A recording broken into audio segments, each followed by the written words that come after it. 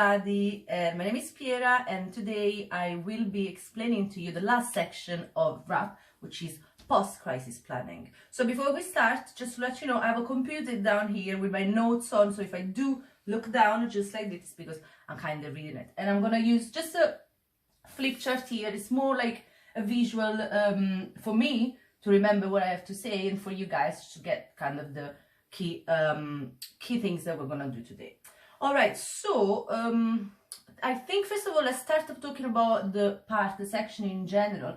I do think that post-crisis is kind of the most empowering part of the WRAP plan, because you are then in control of your recovery and you can really put down in black and white in this section what you need, what you don't need, what you want, what you don't want as well.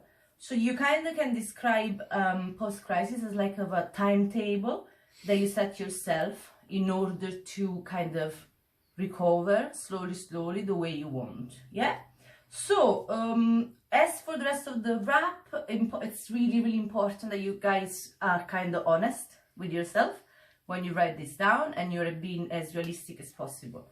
So this can be a little bit of hard, you know, because, you know, you might be feeling a little bit embarrassed, you know, you might be feeling that some things you didn't really want to put them down in black and white, but take your time, you know, you don't have to do it all in one go. You can do it in a few settings, you know, and yeah, just try and be as honest as possible, you know, because you need to remember what's the final goal of a WRAP plan. The final goal of a WRAP, it's kind of just help you staying well, you know, and help you staying in control, even when sometimes you're not in control.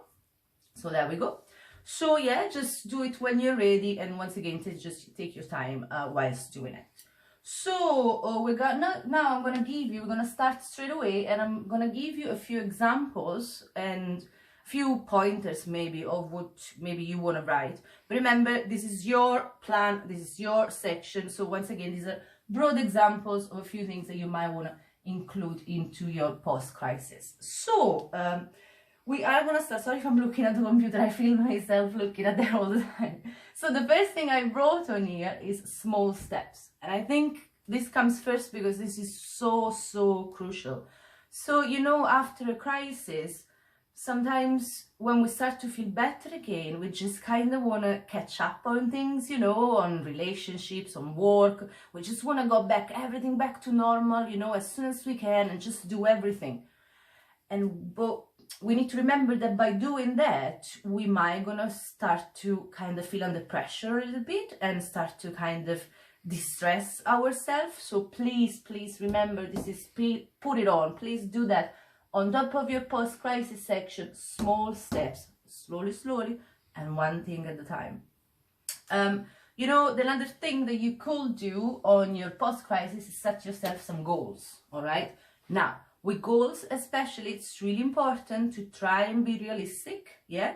And try to make them as achievable as possible. So these kind of go hand in hand with the small steps, you know, because if you set yourself, as soon as you come out of crisis, you set to yourself a goal that is way too much for you, you know, and you don't do it small steps either, then you might gonna kind of fall back a little bit. So with that goals, you know, you kind of, once again, make them specific, make them realistic, make them achievable as well. And also remember that WRAP is always a living document, so it's not that you write something today and you cannot add something else in the next future, you know what I mean? So then next I got practicalities there. So really here you just want to think about the practical things that you need to do when you come back from a crisis, when you start to feel better. So that could be getting financial or legal advice, for example.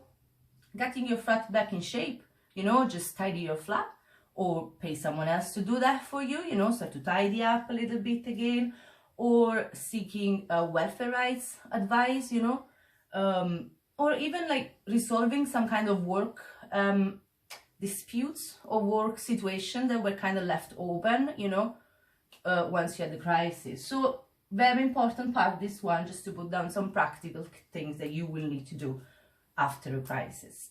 Then I got here daily maintenance and wellness tool, which you've done before in the previous videos there. So what you need to do, you kind of want to incorporate those two into your post-crisis as well. And you might want to reevaluate them as well. And thinking about it, okay, when I was in crisis, that wellness tool wasn't working, a specific wellness tool, so I might want to have to change that, or I might want to add a few more things on my daily maintenance. So you can incorporate this in your post-crisis so that kind of it's easier for you to stay well for longer. And then I got supporters here. So we've been talking about supporters all of this wrap, you know, and how critical it is to get the right support, you know, in your life really, and during kind of these difficult times and also during the recovery. So you might want to put down a list of the supporters that you want to be involved in your recovery, and they will help you through that.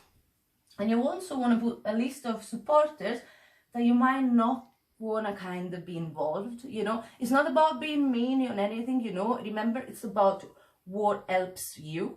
And if some people might be a little bit triggering, or they're not the right people to be around you in this very delicate time, just put it down on a list, you know. Like I got on mine, for example, I will have call my mom, but don't call my father.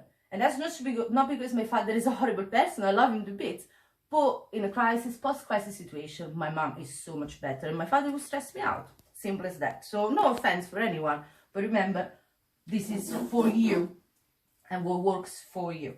And then I got the last note there would be about relationships. So in your post-crisis planning, what would you do? It's thinking about during the crisis period, you know, what happened to your relationships. So there might gonna be people that you need to make amends to, might people that you want to apologize to. There might gonna be people you wanna thank because they were so good to support you, you know. So you might want to put all of these little things down, you know, and these are kind of goals as well in a way, you know, because they will help you feel better as well if you make amends, again, if you thank people, you know, buy someone nice chocolates or things like that. And also, I'm sorry, I'm just moving the page, there we go. And also about relationships, what you want to think about a little bit is kind of reconsider and reevaluate relationships and kind of get rid of the ones that are not healthy for yourself. And this again takes kind of lots of honesty, you know, but at the end of the day it will help you, you know, feel better and stay well. Yeah, so again, small steps there, one thing at a time. Set yourself some goals, you know, that are specific, that are achievable, realistic.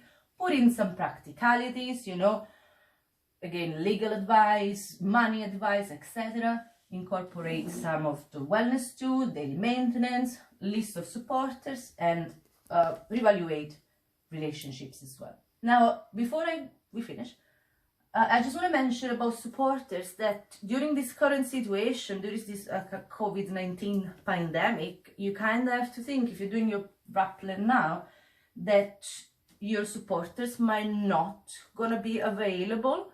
You know, some of your supporters might not gonna be reachable. So you kind of want to have a plan B, you know, maybe add a few extra ones in this case.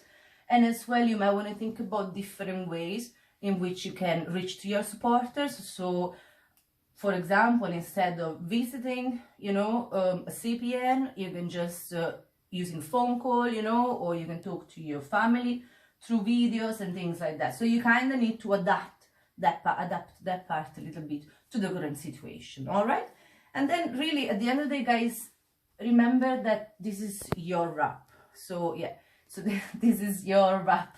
So it's all about what you want to put and how these things are going to help you stay well in the future. All right, guys, so we've done for today. I hope you have enjoyed the video, and I hope that you've enjoyed all the other videos as well from my other peers, and we explain wrap well to you. So thank you very much and have a good day.